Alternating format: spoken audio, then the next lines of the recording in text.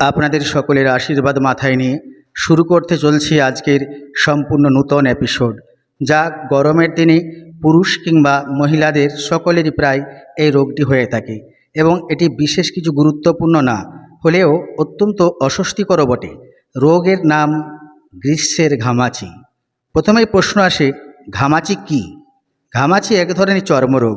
নাম শুনেই বুঝতে পারছেন এর নামকরণ হয়েছে ঘাম শব্দ থেকে। গরমের সময় আমাদের ত্বকে লাল বর্ণ ধারণ করে ফুসকুড়ির ন্যায় যা প্রকাশ পায় সেটিই হলো ঘামাচি বা হিট র্যাশ। আমরা সাধারণত ফুসকুড়ি চুলকালেই তখন ঘামাচির আক্রমণ ভেবে থাকি। উল্লেখ্য যে ঘামাচি হলে আমাদের ত্বক জ্বালাও করতে পারে। এখন প্রশ্ন হলো, ঘামাচির লক্ষণ ও উপসর্গগুলি কি কি?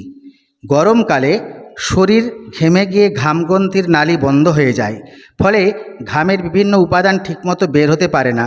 ত্বকের বিভিন্ন স্তরে জমা হয়ে তৈরি করে ঘামাচি। আঁটোসাঁটো পোশাক পরলেও অনেক সময় ঘামাচি হতে পারে। কিছু কিছু ঔষধের পার্শ্ব প্রতিক্রিয়াও ঘামাচির কারণ হয়ে থাকতে পারে। ঘামাচিতে আক্রান্তের স্থান ও ক্ষতির দিকগুলি কি কি? হ্যাঁ, সাধারণত বুকে পিঠে ফুসকুড়ি দেখা দিলেই আমরা ভাবি যে ঘামাচি হয়েছে, কিন্তু বুকে পিঠে ছাড়াও শরীরের যেসব অংশে ভাঁজ পড়ে, যেমন কনুই, ঘাড়, কাঁধ, কুচকি ইত্যাদি অংশেও ঘামাচি হয়।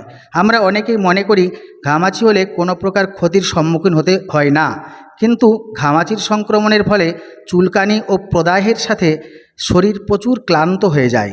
কখনো কখনো বমি বমি ভাব, নিম্ন রক্তচাপ, মাথা ব্যথা, অবসাদ, এমনকি হিট স্ট্রোকও হতে পারে।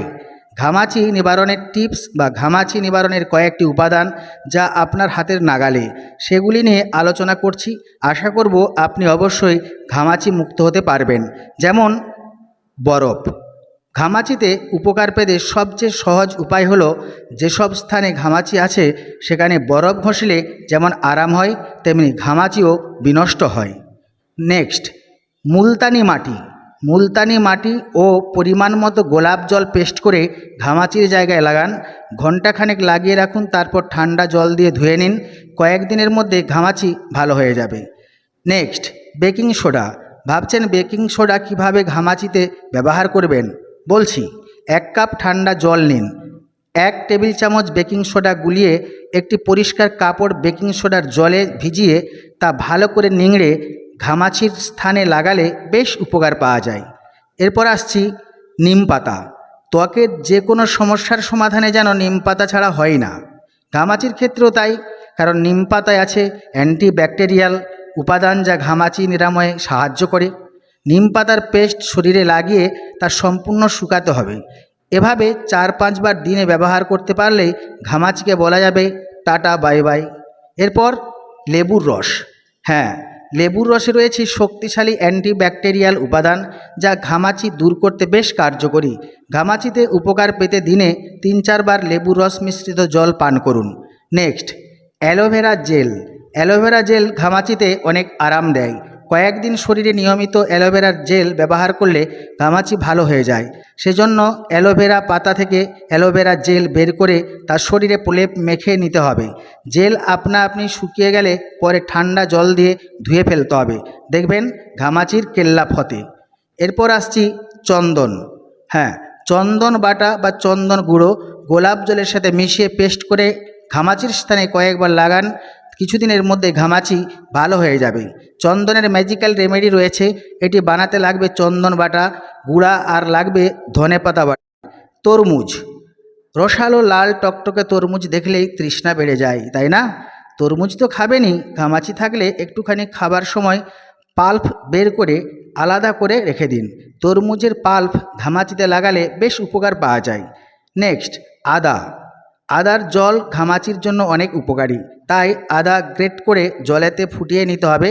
সাবধান, গরম জল লাগাতে যাবেন না, জল ঠান্ডা হলে তবেই লাগাবেন।